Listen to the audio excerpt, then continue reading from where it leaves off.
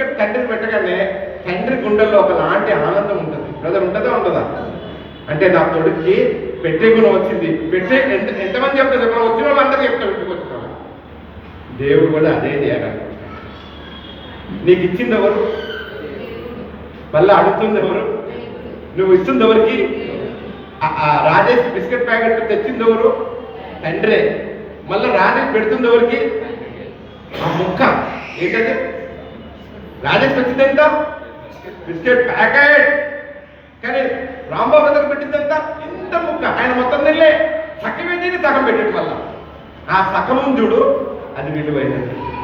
ఆమె మనకి ఇచ్చేది ఆయనే. మనకి ఇచ్చిన దాంట్లో కొంచెం తృప్తిగా ఇస్తాం కదా, తండ్రి ఇది నీకు ప్రభు అని. అప్పుడు ఆయన ఎంతో ఆనందం. ఆయనకు లేదని మనం వేయకపోతే దేవుడు వేరే వాళ్ళతో వేయించుకొని రన్ చేస్తాడు. హల్లెలూయా. మనం ఇస్తేనే నడవదు సంఘం. ఆమె కానీ మనం ఇవ్వడం వల్ల ఆయన సంతోషపడతాడు. ఆమె అర్థమైంది మీకు? ఇప్పుడు ఇచ్చేది ఎంత? చిన్న బిస్కెట్ ముక్కే. ఎందుకంటే ఆయన మనకు చాలా ఇచ్చాడు. ఇప్పుడు నేను లెక్కలేస్తే మీ ఆస్తులు చాలా ఉంటాయి, కానీ మన దేవుడికి ఇచ్చేది ఎంత? బిస్కెట్ ముక్కే. హల్లెలూయా.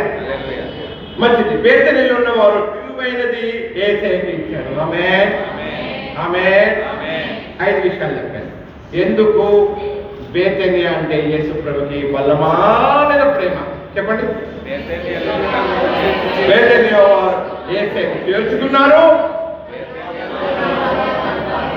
ఆయన పాదాల దగ్గర కూర్చుని వాక్యం విన్నారు. Very good. బేతనియా వారు కృతజ్ఞత కలిగి ఉన్నారు. Very good. బేతనియా వారు పరిచర్య స్వభావం కలిగిన వారు. 5వది, బేతనియా వారు మిక్కిలి విలువైనది.